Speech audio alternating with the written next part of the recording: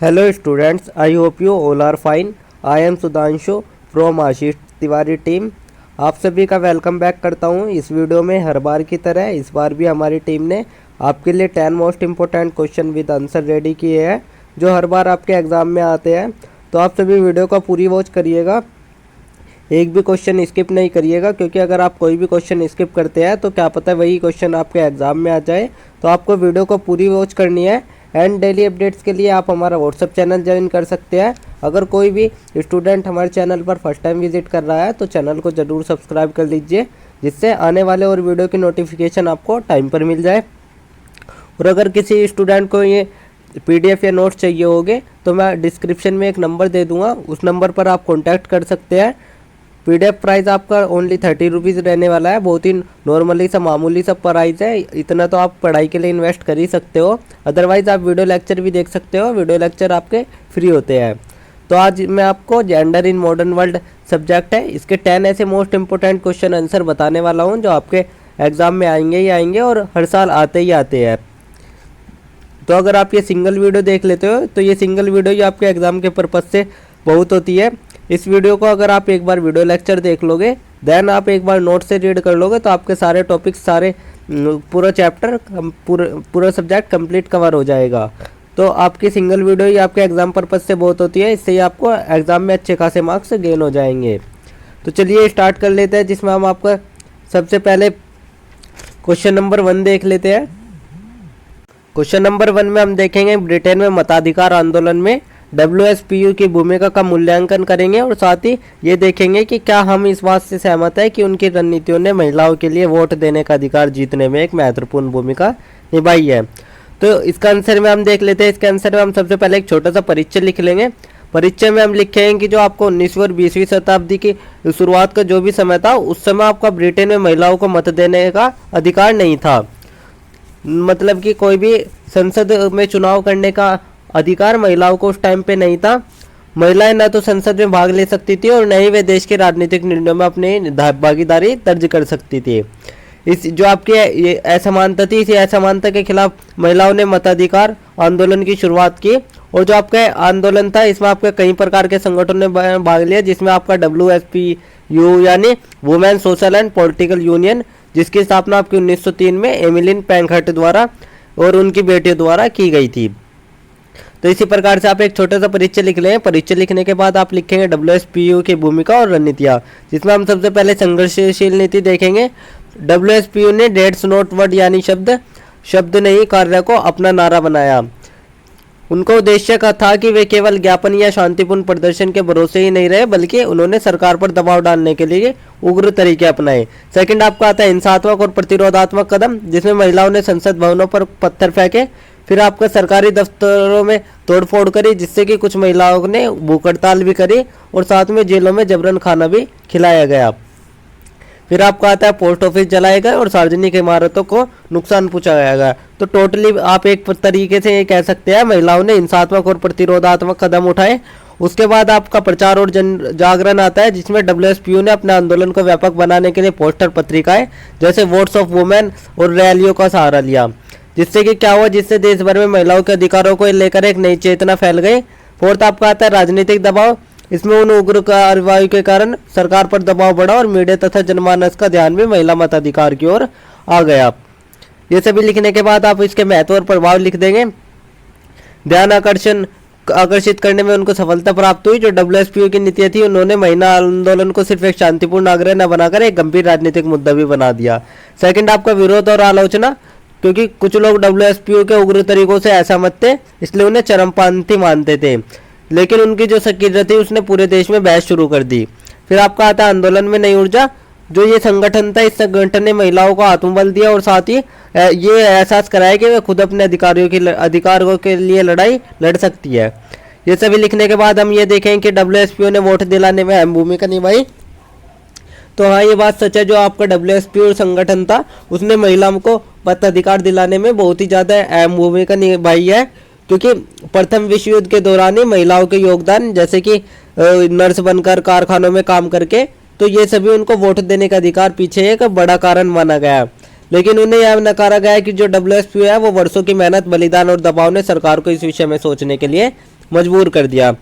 इतना सब लिखने के बाद आप एक छोटा सा निष्कर्ष लिख दें। निष्कर्ष में आप लिखेंगे कि डब्ल्यूएसपीओ ने ब्रिटेन में महिलाओं को मताधिकार आंदोलन की एक दिशा और तीव्रता दी, जिससे कि उग्र रणनीति विवादास्पद थी, लेकिन जो महिला अधिकार थे उनके मुद्दों को न सिर्फ ब्रिटेन में बल्कि पूरी दुनिया में एक राजनीतिक विमर्श का विषय बना दिया गया। एंड में यही कहा जा सकता है कि डब्ल्यूएसपीओ है उसकी रणनीतियों ने ही महिलाओं को वोट दिलाने का अधिकार दिलाया और उसमें एक महत्वपूर्ण भूमिका निभाई। तो इसी प्रकार से आप एक छोटा सा निष्कर्ष लिख देंगे तो आपका आंसर नंबर 1 भी कंप्लीट हो जाएगा। देन हम आपका क्वेश्चन नंबर 2 देख लेते हैं। क्वेश्चन नंबर 2 में हम चर्चा करेंगे कि फ्रांसीसी क्रांति के दौरान फ्रांसीसी राजनीतिक प्रिंट में महिलाओं का प्रतिनिधित्व कैसे बदल गया और ये हमें जेंडर की राजनीति को समझने में कितनी मदद करती है। तो इसके लिए भी हम सबसे पहले आपका एक छोटा सा परिचय देख लेते हैं। परिचय में हम आपका देखेंगे जो आपका 18वीं शताब्दी का अंत है उसमें फ्रांसीसी क्रांति 1789 में घटी थी, जो कि आपके एक राजनीतिक सत्ता को चुनौती तो देती है, साथ में वो समाज में व्याप्त सामाजिक असमानता और लैंगिक भेदभाव पर भी प्रश्न उठाती है। जो ये क्रांति थी फ्रांसीसी क्रांति, इसमें आपके कुछ राजनीतिक प्रिंट छपने लगे जो कि उस समय की विचारधारा, संघर्ष और समाज की स्थिति को दर्शाते थे। जो आपके पोस्टर ये प्रिंट्स थे, इनमें से हमें यह पता चला कि जो महिलाओं को समाज और राजनीति में किस दृष्टि से देखा जा रहा है और कैसे उनके प्रतिनिधित्व में बदलाव आया है। तो इसी प्रकार से आप एक छोटा सा परिचय लिख लेंगे। परिचय लिखने के बाद हम आपका लिखे महिलाओं का प्रारंभिक प्रतिनिधित्व। क्रांति से पहले महिलाओं को निरक्षित, घरेलू और निर्बल के रूप में देखा जाता था, और उन्हें समाज में केवल पत्नी, मां या गृहिणी की भूमिका ही मानी जाती थी। उन्हें राजनीतिक गतिविधियों में भागीदारी का कोई अधिकार नहीं था। जो आपके राजनीतिक प्रिंट छपे थे इनमें महिलाओं की छवि केवल पृष्ठभूमि तक सीमित थी, उन्हें सिर्फ प्रतीकात्मक रूप से दिखाया जाता था। इतना सब लिखने के बाद आप क्रांति के दौरान महिलाओं का बदलता हुआ चित्रण भी करेंगे।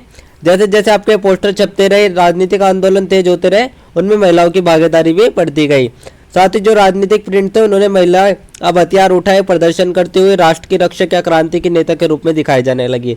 मतलब कि जो आपके पोस्टर छपे वे इस प्रकार से छपने लगे जैसे कि कोई महिलाएं हथियार उठाए या कोई किसी भी आंदोलन के विरोध करते हुए इस प्रकार से वे पोस्टर छपने लगे, जिससे कि महिलाओं को सशक्तिकरण के रूप में देखा गया।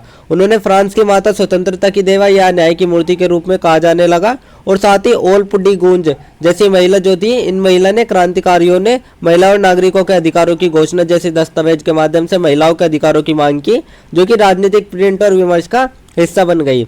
तो इतना सब लिखने के बाद आप लिखें प्रतिनिधित्व का दोहरा चेहरा। जो आपका राजनीतिक प्रिंट है उसमें महिलाओं की तस्वीरें तो क्रांति की शक्ति और समानता के प्रतीक के रूप में दिखने लगी, लेकिन जो वास्तविक राजनीतिक अधिकार थे उसमें वे अभी भी वंचित थे। जैसे ही आप क्रांति करते उसके दौरान स्थिर अस्थिर होने लगे और महिलाओं को फिर से घरेलू दायरे में सीमित रहने की कोशिश की गई। इससे हमें पता चलता है कि समाज महिलाओं को केवल तभी राजनीतिक रूप में मान्यता देता है जब वे पुरुषों की राजनीतिक जरूरतों में योगदान दे रही हो। फिर हम देखेंगे आपका जेंडर की राजनीति को समझने में इसकी भूमिका। यह परिवर्तन हमें बताता है कि जेंडर की राजनीति स्थायी नहीं होती है, बल्कि वो आपकी राजनीतिक परिस्थिति पर निर्भर होती है। फिर क्रांति के दौरान महिलाओं को स्वतंत्रता और समानता का चेहरा बनाया गया, लेकिन जैसे ही आपकी सत्ता स्थिर हुई महिलाओं को पुनः परंपरागत भूमिकाओं में ढकेल दिया गया। इससे हमें यह पता चला कि महिलाएं समाज के प्रतीकों के रूप में तो प्रस्तुत की जाती है, लेकिन वास्तविक शक्ति साझेदारी से अक्सर दूर कर दी जाती है। फ्रांसीसी क्रांति के राजनीतिक प्रिंट हमें यह भी बताता है कि सांस्कृतिक प्रतीक और वास्तविक सामाजिक स्थिति में बहुत अंतर होता है। तो इसी प्रकार से आप ये लिखने के बाद आप एक छोटा सा निष्कर्ष लिख देंगे। निष्कर्ष में आप लिखेंगे कि जो फ्रांसीसी क्रांति है उस समय में राजनीतिक प्रिंट छपे जो कि महिलाओं का प्रतिनिधित्व नाटकीय रूप से करते थे। उन्होंने क्रांति के प्रतीकात्मक शक्ति के रूप में जगह बनाई, जिससे कि वास्तविक अधिकार सीमित हो गए। और हमें यह पता चलता है कि जेंडर की राजनीति में प्रतीकात्मक सहभागिता और वास्तविक भागीदारी का दो अलग चीज़ें हैं, जिससे ये साबित होता है कि किसी भी सामाजिक या राजनीतिक आंदोलन में महिलाओं की भूमिका को केवल चित्रों या नारों में सीमित रखने के बजाय वास्तविक निर्णय लेने की प्रक्रिया में भी उन्हें बराबर भागीदार बनाना जरूरी है। तो इतना छोटा सा निष्कर्ष लिखने के बाद आपका आंसर नंबर 2 भी कंप्लीट हो जाएगा। देन हम आपका क्वेश्चन नंबर 3 देख लेते हैं। क्वेश्चन नंबर 3 में हम आपका विश्व इतिहास के लिए नारीवाद दृष्टिकोण देखेंगे और साथ ही नारीवाद क्या है, इसके विभिन्न नारीवाद परंपराएं क्या है, इनके बारे में भी वर्णन करेंगे। तो इसमें हम आपका सबसे पहले एक उत्तर में इसके आंसर में सबसे पहले एक भूमिका इंट्रोडक्शन देख लेंगे, जिसमें हम लिखेंगे इतिहास की पारंपरिक लेखन शैली में लंबे समय तक महिलाओं की भूमिका को या तो नज़रअंदाज कर दिया जाता था या बहुत ही सीमित रूप में उसको देखा गया। लेकिन जो आपका नारीवादी दृष्टिकोण है इसने इतिहास के अध्ययन और विश्लेषण की इस परंपरा को चुनौती दे दी। नारीवादी क्या होता है? नारीवादी वे होता है, नारीवादी व्यक्ति वे होते हैं जो नारीवाद को सपोर्ट करते हैं, मतलब कि जो नारी के लेकर सभी समानता स्थापित की जाए उसको सपोर्ट करने वाले व्यक्ति को ही नारीवाद कहा जाता है। जो नारीवादी दृष्टिकोण था वो कहता था कि इतिहास को सिर्फ राजाओं, युद्धों और पुरुषों की गतिविधियों के आधार पर नहीं लिखा जाना चाहिए, उसमें महिलाओं की भूमिका, अनुभव और संघर्ष को भी प्रमुखता दी जानी चाहिए। नारीवाद केवल महिलाओं के अधिकार की मांग ही नहीं है, बल्कि वो एक ऐसा दृष्टिकोण भी है जिससे कि समाज में लिंग आधारित असमानताओं को पहचाना जाए और उसे समाप्त करने की कोशिश की जाए। तो इतने के बाद हम देख लेते हैं नारीवाद क्या है, फेमिनिज्म क्या है, व्हाट इज फेमिनिज्म। नारीवाद आपका एक प्रकार का आंदोलन है जो कि एक सामाजिक, राजनीतिक और बौद्धिक आंदोलन है, जिसका उद्देश्य समाज में स्त्री और पुरुषों के बीच समानता स्थापित करना है। और साथ ही नारीवाद कहता है कि दुनिया की अधिकतर व्यवस्थाएं पुरुष प्रधान है, जहां महिलाओं को अधिकार, स्वतंत्रता और सम्मान कम प्राप्त होता है। नारीवाद केवल महिलाओं के हित की बात ही नहीं करता, बल्कि वो एक लैंगिक समानता स्थापित करने की बात करता है, चाहे वह शिक्षा को लेकर हो, रोजगार, राजनीति, संस्कृति, कानून या इतिहास, किसी को भी लेकर भी हो। नारीवादी दृष्टिकोण और विश्व इतिहास देख लेते हैं। तो सबसे पहले इतिहास में महिला केंद्रित दृष्टिकोण देख लेते हैं, जिसमें पारंपरिक इतिहास में जो महिलाएं गायब थी, नारीवादी दृष्टिकोण उन्हें सामने लाता है, जैसे घरेलू जीवन, सामाजिक आंदोलन, श्रमिक महिलाएं, महिलाओं की शिक्षा और राजनीति में भागीदारी। सेकंड आपका आता है अनसुंग हीरोइज की पहचान। इतिहास में आपके कई ऐसी महिलाएं थी जिन्होंने महत्वपूर्ण योगदान दिए विभिन्न आंदोलनों में, तो उन्हें मान्यता नहीं मिली, जैसे द्वितीय विश्व युद्ध में नर्सों और महिला श्रमिकों का योगदान, स्वतंत्रता आंदोलनों में महिला नेताओं की भागीदारी। थर्ड आपका आता है लैंगिक सत्ता संरचना। नारीवादी इतिहास हमें यह भी बताता है कि समाज में कैसे पुरुषों को सत्ता और संसाधनों में प्राथमिकता दी जाती है और महिलाओं को सीमित कर दिया जाता है। फोर्थ आपका आता है संस्कृति और धर्म में लैंगिक भूमिका। इससे हमें पता चलता है कि जो आपका नारीवादी दृष्टिकोण है उसका विश्लेषण करने से पता चलता है कि कैसे धर्म, संस्कृति और परंपराएं महिलाओं की भूमिका को सीमित या नियंत्रित कर रहे हैं। अब हम आपका नारीवादी परंपराएं देख लेते हैं। नारीवादी आपके एक समान विचारधारा नहीं है, इसमें आपके कई प्रकार की विचारधाराएं हैं। इसमें आपकी सबसे पहले आती है उदारवादी नारीवाद, जो कि कहती है कि कानून और नीति में समानता की मांग हो जाए, जैसे कि महिलाओं को शिक्षा, रोजगारी, मतदान और संपत्ति के अधिकार मिलने चाहिए। सेकंड आपका समाजवादी मार्क्सवादी नारीवाद, जो कि कहता है कि महिलाओं का शोषण पूंजीवादी व्यवस्था से जुड़ा है, इसमें वर्ग और लिंग दोनों की असमानता पर जोर होता है। थर्ड आपका रेडिकल नारीवाद आता है, जिसमें पुरुष प्रधान सोच को समाज की हर समस्या की जड़ माना जाता है और साथ ही सामाजिक ढांचे में बुनियादी बदलाव की मांग भी रखी जाती है। फोर्थ आपका आता है आइडेंटिटी आधारित नारीवाद, जिसमें कहा जाता है कि एक महिला की पहचान केवल महिला के रूप में नहीं होती, बल्कि वो जाति, वर्ग, धर्म, नस्ल आदि के अनुभव के आधार पर भी उसको प्रभावित किया जाता है। फिफ्थ आपका आता है अस्तित्ववादी नारीवाद। इसमें इनके प्रमुख विचारक सिमोन द बोवार है, जिन्होंने कहा कि औरत पैदा नहीं होती है, बना दी जाती है, क्योंकि यह परंपरा लैंगिक पहचान की सामाजिक संरचना पर सवाल उठाती है। तो इतना सब लिखने के बाद आप एक छोटा सा निष्कर्ष लिख दें। निष्कर्ष में आप लिखें जो आपका नारीवादी दृष्टिकोण है उसने इतिहास को नया दृष्टिकोण दिया, जिससे कि महिलाओं के योगदान, अनुभव और संघर्ष को समझने और स्वीकारने की कोशिश की जाती है। और जो आपका दृष्टिकोण है केवल इतिहास के बारे में हमारी समझ को ही गहरा नहीं करता है, ये साथ ही समाज को अधिक समानता और न्यायपूर्ण दिशा में भी ले जाने की कोशिश करता है। जो नारीवादी दृष्टिकोण है केवल महिलाओं के लिए नहीं है, बल्कि समाज के हर उस व्यक्ति के लिए है जो समानता, स्वतंत्र और समान में विश्वास रखता है। तो इसी प्रकार से आप एक छोटा सा निष्कर्ष लिखने के बाद आपका आंसर नंबर 3 भी कंप्लीट हो जाएगा। देन आप आपका क्वेश्चन नंबर 4 स्टार्ट कर लेते हैं।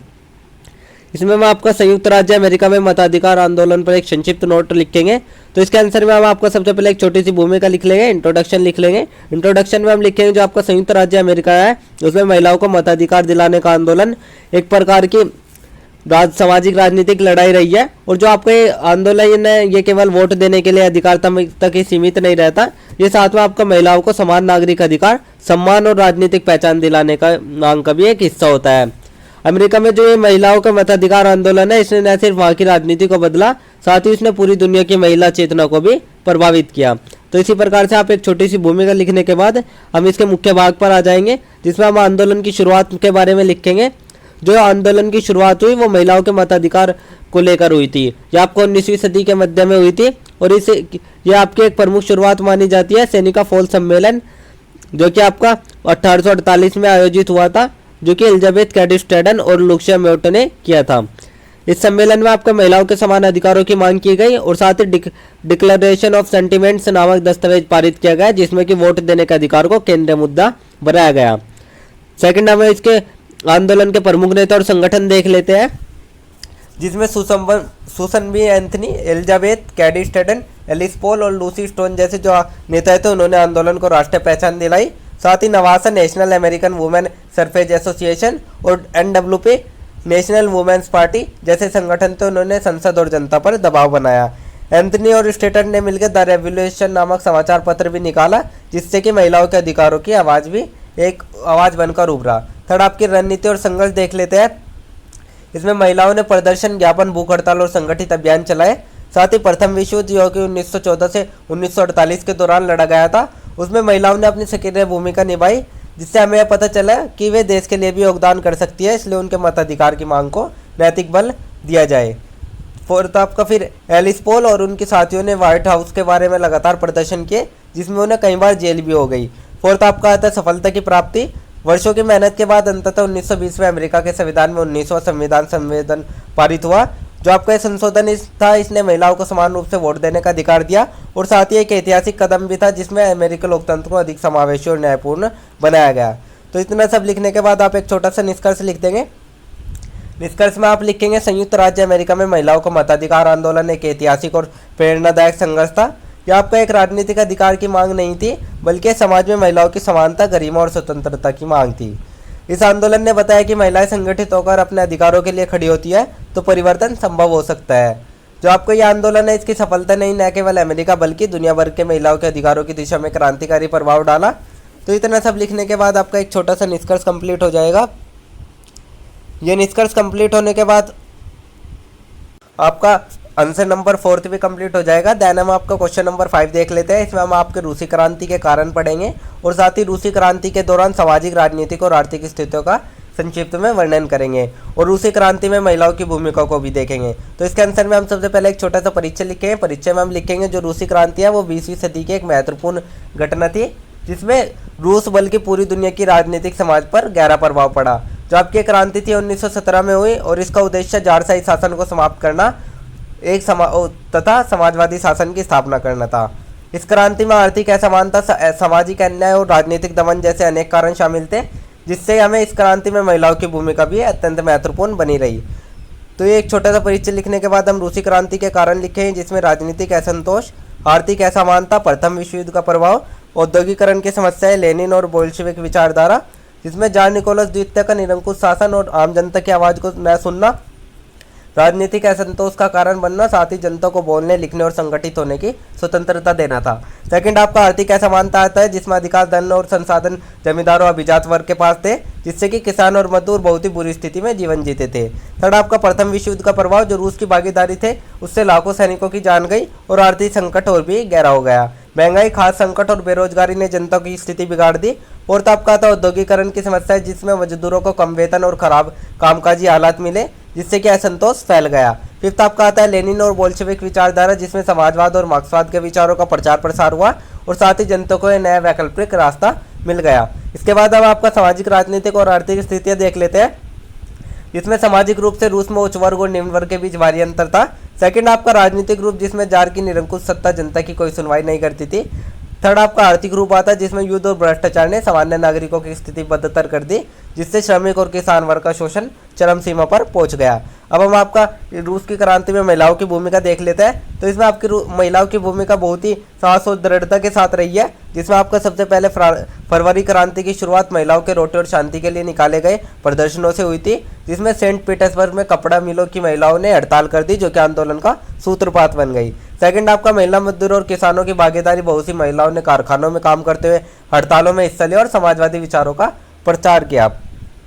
थर्ड आपका राजनीतिक संगठनों में योगदान, महिलाएं ने बोल्शेविक पार्टी में सक्रिय रूप से शामिल हुई और साथ ही कुछ तो रोड आर्मी में भी शामिल हो गई। फोर्थ आपका आता है नई समाजवादी व्यवस्था में सुधार, जो कि क्रांति के बाद महिलाओं को मतदान का अधिकार मिला, क्योंकि समान वेतन और रूस के अधिकार की दिशा में पहल हो गई। तो टोटली आप इस तरीके से आप एक छोटा सा निष्कर्ष लिख सकते हैं। निष्कर्ष में आप लिख सकते हैं जो आपकी रूसी क्रांति थी वो आपकी एक प्रकार की सामाजिक, राजनीतिक और आर्थिक असंतोष की परिणति थी, जिसमें कि जो क्रांति आपकी महिलाओं से ही स्टार्ट होती है और इसमें भागीदारी भी महिलाएं दिखाती है। तो उन्होंने सिर्फ कोई विरोध ही नहीं किया, बल्कि उन्होंने एक समाज की नींव रखने में भी योगदान किया है।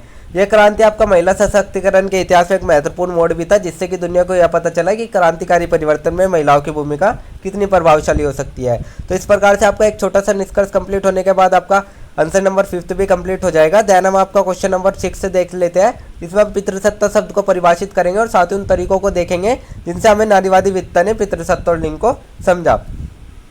तो इसके आंसर में हम सबसे पहले एक छोटा सा परिचय देख ले। परिचय में हम देखेंगे जो आपका पितृसत्ता है वो आपका एक प्रकार की सामाजिक व्यवस्था है जिसमें कि पुरुषों को समाज, परिवार और संस्थाओं में सत्ता, अधिकार और वर्चस्व प्राप्त था। और जो आपकी ये व्यवस्था है, महिलाओं को पुरुषों में से निर्णय स्थान पर रखा जाता है जिससे कि वे पारंपरिक भूमिकाओं को निभाए और घर संभालना, पालन पोषण करना और पुरुषों का अनुसरण करना। नारीवादी विद्वानों ने पितृसत्ता की इस व्यवस्था को गंभीरता से चुनौती दी और यह समझाने का प्रयास किया कि समाज में लिंग कैसे बनता है और कैसे महिलाओं का दमन होता है। तो इसी प्रकार से आप एक छोटा सा परिचय लिख के आप लिखेंगे पितृसत्ता की परिभाषा। तो पितृसत्ता की परिभाषा में आपको लिखना है जो आपकी पितृसत्ता वो आपकी एक प्रकार की प्रणाली है जिसमें कि सत्ता, संपत्ति, निर्णय लेने का अधिकार और सामाजिक सम्मान पुरुषों के पास केंद्रित था। इसमें आपका महिलाओं को केवल पारिवारिक और सामाजिक स्तर पर ही रखा जाता था, अर्थात महिला केवल घर संभालना, काम काज करना घर के, उनमें ही इनको सब कुछ समझा जाता था। यह आपके केवल परिवार तक सीमित ही नहीं रहती थी बल्कि धर्म, शिक्षा, कानून, राजनीति और अर्थव्यवस्था जैसे संस्थाओं में भी आपकी मौजूद रहती थी। अब हम आपका नारीवादी वित्त तथा द्वारा पितृसत्ता और लिंग के संबंध देख लेते हैं जिसमें आपका सबसे पहला आता है लिंग और सामाजिक संरचना मानना। नारीवाद कहता है कि लिंग केवल जैविक अंतर ही नहीं है बल्कि वो आपका सामाजिक निर्माण, जन्म के बाद से ही बच्चों को लड़का और लड़की के रूप में अलग अलग डालने की प्रक्रिया शुरू हो जाती है, खिलौना, कपड़े, शिक्षा और व्यवहार के माध्यम से। अर्थात जो लिंग होता है उसमें आपका दो तरीके में बांट दिया जाता है, वो लड़का और लड़की को अलग कर दिया जाता है। मतलब कि लड़की को लड़के के तरीके से नहीं पाला जाता है और जो लड़का है उसको लड़की के तरीके से नहीं पाला जाता है, दोनों को ही अलग अलग तरीके से कर दिया जाता है। लड़की को घर के काम में धकेल दिया जाता है तो लड़कों को वहीं पर आपके बाहर के काम के लिए धकेल दिया जाता है। सेकंड आपका आता है पितृसत्ता का ऐतिहासिक और सांस्कृतिक अध्ययन। इसमें नारीवादी इतिहासकार कहते हैं कि पितृसत्ता किसी स्वाभाविक व्यवस्था का परिणाम नहीं है बल्कि वो आपके समय के साथ बनाई गई और बनाए रखी गई एक सामाजिक प्रणाली है। जैसे कि सिंधु घाटी, वैदिक समाज या मध्यकालीन भारत में जो महिलाओं की स्थिति थी उसमें गिरावट कैसे आई, इसका अध्ययन नारीवादी दृष्टिकोण से किया गया। थर्ड आपका आता है घरेलू श्रम का मूल्यांकन, जिसमें नारीवादी अर्थशास्त्रियों ने कहा कि घर के भीतर महिलाओं द्वारा किए गए श्रम जैसे कि खाना बनाना, कपड़े धोना, बच्चों की देखभाल करना, ये सभी काम नहीं माने जाने चाहिए बल्कि आपके एक समाज की नींव है, जिससे कि पितृसत्ता श्रम को अदृश्य बनाकर महिला की भूमिका को छोटा कर देता है। फोर्थ आपका भाषा और मीडिया में पितृसत्ता आ जाता है। जो आपके कई नारीवादी लेखक है वे कहते हैं कि भाषा, साहित्य और मीडिया में महिलाओं को कैसे एक निष्क्रिय, सौंदर्यपरक एवं केवल पुरुषों के सारे जीने वाले छवि में प्रस्तुत किया जाए जिससे कि लिंग आधारित असमानता और गहराई पाती है। फिफ्थ आपका आता है पितृसत्ता का अंतःस्थापन। जो नारीवादी मनोवैज्ञानिक है उन्होंने बताया कि कैसे महिलाएं खुद भी पितृसत्ता मूल्यों को आत्मसात कर लेती है, जैसे खुद को दूसरों से कम समझकर या अपने सपनों को त्याग देना, यह मानसिक दमन बहुत ही गहरा और स्थायी होता है। तो पितृसत्ता का अंतःस्थापन आपका इस कारण से भी हुआ क्योंकि जो महिलाएं होती है वे अपने सपनों को पूरा नहीं करती है, वे सोचती है कि मतलब हम किसी से कम है तो वे इसमें अपनी भूमिका नहीं निभा पाती है, तो इससे भी उनकी पितृसत्ता का अंतःस्थापन हो जाता है। सिक्स्थ आपका आता है प्रतिरोध और मुक्ति की प्रक्रिया, जिसमें नारीवाद ने कहा है कि आत्मकथा लेखन, महिला आंदोलन और कानूनों के जरिए उन्हें पितृसत्ता के खिलाफ प्रतिशोध खड़ा किया, जिससे कि शिक्षा, स्वावलंबन, राजनीतिक भागीदारी के जरिए महिला सशक्तिकरण को बल मिला। तो इतना सब लिखने के बाद आप एक छोटा सा निष्कर्ष लिख देंगे। निष्कर्ष में आप लिखेंगे कि जो आपका पितृसत्ता है केवल वो आपकी एक पारिवारिक समस्या ही नहीं है, साथ ही वो आपके समाज की लगभग हर संस्था में गहराई से व्याप्त है। नारीवादी विद्वान ने हमें पितृसत्ता को केवल बाहरी व्यवस्था ही नहीं बताया बल्कि एक सामाजिक, मानसिक और सांस्कृतिक प्रणाली के रूप में भी उन्होंने बताया है, जो कि महिलाओं की स्वतंत्रता, पहचान और समानता को सीमित करती है, जिससे कि नारीवाद ने इस व्यवस्था को चुनौती देने का रास्ता भी दिखाया, जहां आपकी महिलाओं की आवाज़, उनके अनुभव और उनके अधिकार को केंद्र में रखा गया। जो आपकी लड़ाई थी आपकी केवल महिलाओं की नहीं थी बल्कि एक आर्थिक, न्यायपूर्ण और बराबरी के समाज की ओर बढ़ने की एक प्रक्रिया थी। तो इतना सब लिखने के बाद आपका एक छोटा सा निष्कर्ष कंप्लीट हो जाएगा। एक छोटा सा निष्कर्ष लिखने के बाद आपका आंसर नंबर 6 कंप्लीट हो जाएगा। देन हम आपका क्वेश्चन नंबर 7 देख लेते हैं। क्वेश्चन नंबर 7 में हम आपका रंगभेद क्या है, इसका महिलाओं पर क्या प्रभाव पड़ता है, इस बारे में पढ़ेंगे, और साथ ही 1950 के दशक में दक्षिण अफ्रीका में रंगभेद विरोधी आंदोलन में महिलाओं की भूमिका का मूल्यांकन करेंगे। तो इसके आंसर में भी आप सबसे पहले हम आपका एक छोटा सा परिचय देख लेंगे। परिचय में हम देखेंगे जो रंगभेद है वो दक्षिण अफ्रीका में लागू एक नस्लवादी प्रणाली थी, जिसमें कि गोरे और अश्वेत लोगों के बीच भेदभाव किया जाता था। जो आपकी व्यवस्था थी 1948 से लेकर 1990 के दशक में की शुरुआत तक चली, जिसमें कि जो अश्वेत लोग थे उनको राजनीतिक, आर्थिक या किसी भी सामाजिक रूप से पिछड़ा हुआ समझा जाता था। और जो आपके रंगभेद की नीति थी इसके तहत अश्वेत लोगों को सार्वजनिक स्थलों, शिक्षा, स्वास्थ्य सेवाओं, आवास और नौकरी के अवसरों में पीछे रखा गया, जिससे कि अन्यायपूर्ण व्यवस्था का गहरा प्रभाव महिलाओं पर पड़ा और उनके इसी खिलाफ संघर्ष में महत्वपूर्ण भूमिका निभाई गई। तो इसी प्रकार से आप एक छोटा सा परिचय लिखने के बाद आप लिखेंगे रंगभेद का महिलाओं पर प्रभाव, जो कि दोहरा शासन आता है, जिसमें सबसे पहला जो रंगभेद व्यवस्था थी उसमें अश्वेत महिलाएं नस्ल और लिंग दोनों के आधार पर शोषित थी। उन्होंने न केवल एक अश्वेत के रूप में भेदभाव झेला बल्कि उन्होंने एक महिला के रूप में भी एक भेदभाव झेला है। सेकंड आपका शिक्षा और रोजगार में भेदभाव। अश्वेत महिलाओं को उच्च शिक्षा और अच्छी नौकरी के लिए अवसर ही नहीं मिलते थे क्योंकि वे घरेलू कामकाज या खेतों में मजदूरी करने को मजबूर थी, जहाँ उनको कम वेतन और बुरा व्यवहार झेलना पड़ता था। थर्ड आपका परिवार से अलगाव। जो महिलाओं के पति होते थे वे अक्सर खदानों या शहरों में काम करते थे, जिससे कि उनके परिवार को वर्षों वर्षों तक दूर रहना पड़ता था। इससे महिलाओं पर बच्चों की परवरिश और पूरे परिवार का बोझ आ जाता था। फोर्थ आपका आता है राजनीतिक अधिकारों से वंचित। जो अश्वेत महिला थी उनको वोट देने का अधिकार नहीं था, उनको राजनीतिक अधिकारों से भी वंचित रखा गया था। फिर हम आपका देख लेते हैं 1950 के दशक में रंगभेद विरोधी आंदोलन में महिलाओं की भूमिका, जिसमें आपका सबसे पहला ANC वुमेन लीग आता है, जो कि अफ्रीकी नेशनल कांग्रेस की महिला इकाई ने रंगभेद विरोधी आंदोलन में महिलाओं की भागीदारी को संगठित किया और इन्होंने आपके नस्लीय कानूनों के खिलाफ आवाज उठाई और विरोध प्रदर्शन भी किया। सेकंड आपको 1956 का महिला मार्च आता है, जो कि 9 अगस्त 1956 को लगभग 20,000 महिलाओं के बीच प्रोटोरिया की यूनियन बिल्डिंग तक मार्च किया गया, जहां उन्होंने पास कानूनों का विरोध किया और साथ ही जो ये कानून था इन्होंने अश्वेतों को कहीं भी आने जाने के लिए विशेष अनुमति पत्र रखने का बाध्य करते थे। इस प्रदर्शन में महिलाओं ने शांतिपूर्ण और संगठित तरीके से सरकार को चुनौती दी। थर्ड आपका आता है लिलियन नगोई और एलन जोसेफ जैसी नेता। जो आपकी लिलियन नगोई जो कि ANC की महिला संगठन की पहली अध्यक्ष थी और जो हेलन जोसेफ थी वे नेताओं में महिलाओं को संगठित कर बड़े पैमाने पर उन्होंने विरोध किया और साथ ही वे जेल भी गई, लेकिन उनके आंदोलन फिर भी जारी रहे। फोर्थ आपका आता है घरेलू और स्थानीय स्तर पर विरोध, जिसमें अश्वेत महिला सिर्फ सड़कों पर ही नहीं उतरी, उन्होंने अपने गांव कस्बों और काम की जगह पर भी रंगभेद के खिलाफ संगठित रूप से विरोध किया। तो इतना सब लिखने के बाद आप एक छोटा सा निष्कर्ष लिख दें। निष्कर्ष में आप लिखें जो आपकी रंगभेद प्रणाली है उसके वजह से आपको महिलाओं को बहुत सारा आक्रोश झेलना पड़ा, बहुत ही व्यवस्था में उनको पीछे रखा गया और इस तरीके से उन्होंने एक लैंगिक भेदभाव तो झेला ही है, साथ ही उन्होंने एक आपका रंग भेद के आधार पर भी उन्होंने भेदभाव झेला है। तो इसी प्रकार से उन्होंने केवल रंग भेद का विरोध किया बल्कि उन्होंने यह भी बताया कि महिलाएं सामाजिक बदलाव की प्रमुख वाहक थी। तो इसी प्रकार से आप एक छोटा सा निष्कर्ष लिख रहे हैं। निष्कर्ष लिखने के बाद आपका आंसर नंबर 7 कंप्लीट हो जाएगा। देन हम आपका क्वेश्चन नंबर 8 देख लेते हैं, जिसमें हम आपका चीन में 20वीं शताब्दी के प्रारंभ में कम्युनिस्ट पार्टी के उदय में महिला प्रदर्शन के महत्व पर चर्चा करेंगे। जिसके आंसर में हम आपका सबसे पहले एक छोटा सा परिचय लिखेंगे। परिचय में हम लिखेंगे जो 20वीं शताब्दी की शुरुआत है उसमें चीन में राजनीतिक, सामाजिक और आर्थिक बदलाव आए, जिससे कि हमें चीन में कम्युनिस्ट पार्टी CPC का उदय हुआ और समानता व्यवस्था और सामाजिक असमानताओं के बीच कम्युनिस्ट पार्टी ने महिलाओं के अधिकारों को सुधारने को अपनी प्राथमिकता के रूप में शामिल किया। महिलाओं को शिक्षा, समान अवसर और स्वतंत्रता देने के लिए पार्टी ने कई कदम उठाए, जिसमें हम देखेंगे कि चीन में कम्युनिस्ट पार्टी के उदय के साथ साथ महिला प्रदर्शन का महत्व भी किस प्रकार बढ़ता है। सेकंड आपका आता है चीन में कम्युनिस्ट पार्टी के तहत महिला प्रदर्शन का महत्व, जिसमें आपका सबसे पहला आता है महिलाओं की पारंपरिक स्थिति। जो चीन में पारंपरिक रूप से महिलाओं की स्थिति वह बहुत ही विनम्र थी, जिससे कि उन्हें घर की 4 दीवारी तक सीमित रहना पड़ता था और उनके लिए शिक्षा, स्वास्थ्य या कामकाजी जीवन के कोई अवसर ही नहीं थे। कम्युनिस्ट पार्टी ने इन असमानताओं को समाप्त करने का संकल्प लिया। सेकंड आपका आता है माओ से तुंग का दृष्टिकोण। माओ से तुंग कहते हैं कि महिलाओं ने के मुक्ति आंदोलन को क्रांतिकारी परिवर्तन का एक महत्वपूर्ण हिस्सा उन्होंने बताया।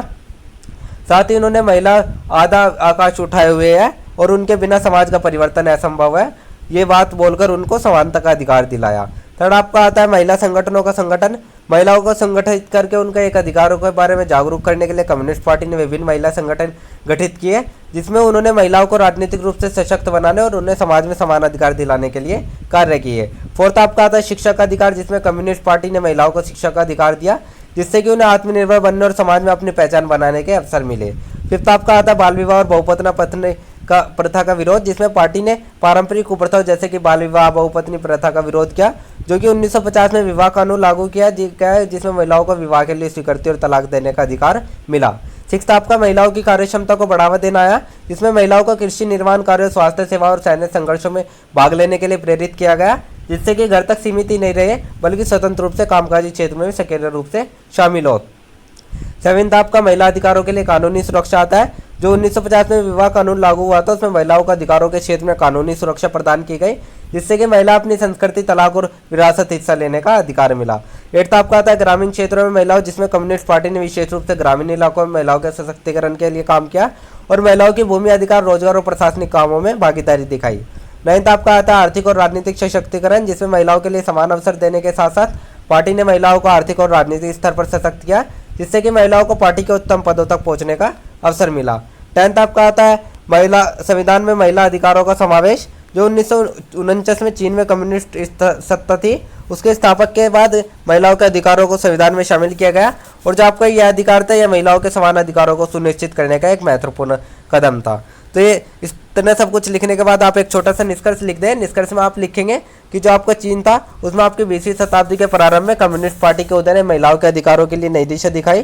साथ ही माओ सेतुंग और उनकी जो पार्टी थी, उन्होंने महिलाओं के अधिकारों को बढ़ावा देने के लिए कई ठोस कदम उठाए, जिससे कि महिलाओं को के सामाजिक स्थिति में तो सुधार हुआ ही, साथ ही उनकी राजनीतिक, आर्थिक और सामाजिक जीवन में भी समान अधिकार दिए गए।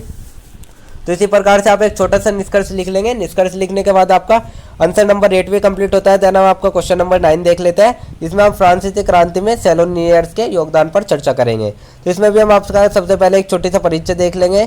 परिचय में हम आपका देखेंगे जो आपकी फ्रांसीसी क्रांति थी, जो कि आपकी 1789 में हुई थी, वो केवल फ्रांस ही नहीं बल्कि पूरी दुनिया के राजनीतिक और सामाजिक परिप्रेक्ष्य को उसने बदल दिया था। इसमें आपका कोई एक ही पुरुष का योगदान ही नहीं था, इसमें आपके सभी महिलाओं का भी अत्यधिक योगदान था, जिसमें कि एक महत्वपूर्ण समूह था सैलिनियर्स। तो जो आपका सैलिनियर्स है, वो आपका एक प्रकार का समूह था जिसमें महिलाएं थी और वे अपने घरों में सैलून आयोजित करती थी, जिससे में सैलून में साहित्य, कला, राजनीति और समाज से जुड़ी चर्चाएं होती थी। और जो आपके विचार थे, इनका आदान प्रदान करने से एक महत्वपूर्ण स्थान बन गया। और इस लेख में हम सैलिनियर्स के योगदान पर विस्तार से चर्चा करेंगे और देखेंगे कि उन्होंने फ्रांसीसी क्रांति में उनका क्या महत्व रहा है। तो इसी प्रकार से आप एक छोटा सा परिचय लिख लेंगे। परिचय लिखने के बाद आप सैलिनियर्स का योगदान देखेंगे, जिसमें आपका सबसे पहले आता है सार्वजनिक चर्चा की शुरुआत। सैलिनियर्स ने आपका एक नया मंच तैयार किया, जहां उसने समाज के विभिन्न वर्गों के लिए विचार विमर्श किया। और साथ ही ये चर्चा आपका केवल कला या साहित्य तक सीमित ही नहीं थी, वे आपके सामाजिक और राजनीतिक विषयों पर भी गहराई से चर्चा करती थी। इसी प्रकार उनके सैलून ने खुले और स्वतंत्र विचारों को बढ़ावा दिया। सेकंड, आपका राजनीतिक विचारों का प्रसार आता है, जिसमें सैलिनियर्स ने समाज में क्रांतिकारी विचारों का प्रयास किया, जैसे कि लोकतंत्र, स्वतंत्रता, समानता और बंधुत्व। थर्ड आपका आता है नारीवादी विचारों को बढ़ावा दिया। सैलिनियर्स ने नारीवादी विचारों का भी समर्थन किया और महिलाओं के अधिकारों के लिए भी आवाज उठाई। फोर्थ आपका आता है साहित्य और दार्शनिक विचारों का प्रसार। सैलिनियर्स ने साहित्य और दार्शनिक विचारों को समाज में फैलाया, जिसमें उनके सैलून में विचार को जैसे वाल्टेयर, रूसो और मोंटेस्क्यू के विचारों को प्रस्तुत किया गया। फिफ्थ आपका आता है सामाजिक सुधार के लिए सक्रिय योगदान। सैलिनियर्स ने समाज में सुधार की आवश्यकता महसूस की, जिससे कि उन्होंने धर्म, राजनीति और सामाजिक व्यवस्था में सुधार की आवश्यकता पर बल दिया। सिक्स्थ आपका आता है सामाजिक और राजनीतिक स्वतंत्रता की दिशा में सैलिनियर्स ने स्वतंत्र और समानता के लिए संघर्ष किया, जिसमें एक ऐसे समाज का सपना देखा गया जो महिलाओं को पुरुषों के बराबर अधिकार मिलते हैं। सेवेंथ आपका आता है विचारशील महिलाओं का समूह, जिसमें सैलिनियर्स केवल समाज के उच्च वर्गों की महिलाएं नहीं थी, बल्कि वे आपके एक विचारशील और राजनीतिक रूप से सक्रिय महिलाएं भी थी। एट्थ आपका आता है लोकतांत्रिक सिद्धांतों को प्रोत्साहन देना, जिसमें सैलिनियर्स ने लोकतंत्र के सिद्धांतों को बढ़ावा दिया। साथ ही उन्होंने कहा कि समाज में सभी को समान अधिकार मिलना चाहिए। वे एक ऐसे राजनीतिक व्यवस्था की समर्थक थे जहां सभी वर्गों को समान अवसर मिले। नाइन्थ आपका आता है राजनीतिक एकता की दिशा में योगदान, जहाँ सैलिनियर्स ने विचारों ने राजनीतिक एकता की दिशा में योगदान भी दिखाया। उनके द्वारा किए गए विचारों ने समाज के विभिन्न वर्गों को एक साथ लाने में मदद की और साथ ही फ्रांसीसी क्रांति को आकार देने में मदद की। टेंथ आपका आता है महिला शिक्षा के प्रचारक। जो सैलिनियर्स थे, उन्होंने महिला शिक्षा के महत्व को समझा और साथ ही वे कहते थे कि समाज के सभी वर्गों को समान शिक्षा प्राप्त होनी चाहिए और महिलाओं को भी उनके अधिकारों के बारे में शिक्षा दी जानी चाहिए। तो इतना सब लिखने के बाद हम आपको एक छोटा सा निष्कर्ष लिख लेंगे। निष्कर्ष में हम लिखेंगे जो सैलिनियर्स का योगदान है फ्रांसीसी क्रांति के इतिहास में महत्वपूर्ण है। इसमें महिलाओं ने केवल समाज राजनीति के विषय पर विचार ही नहीं किया, साथ ही साथ उन्होंने महिलाओं ने अपने अधिकारों, समाज में सुधार और समानता के लिए संघर्ष भी किया। इसी प्रकार से उनके जो विचार थे, उन्होंने फ्रांसीसी क्रांति की नींव को मजबूत किया और उन्हें समाज में समान अधिकार और स्वतंत्रता की दिशा में एक महत्वपूर्ण योगदान दिया।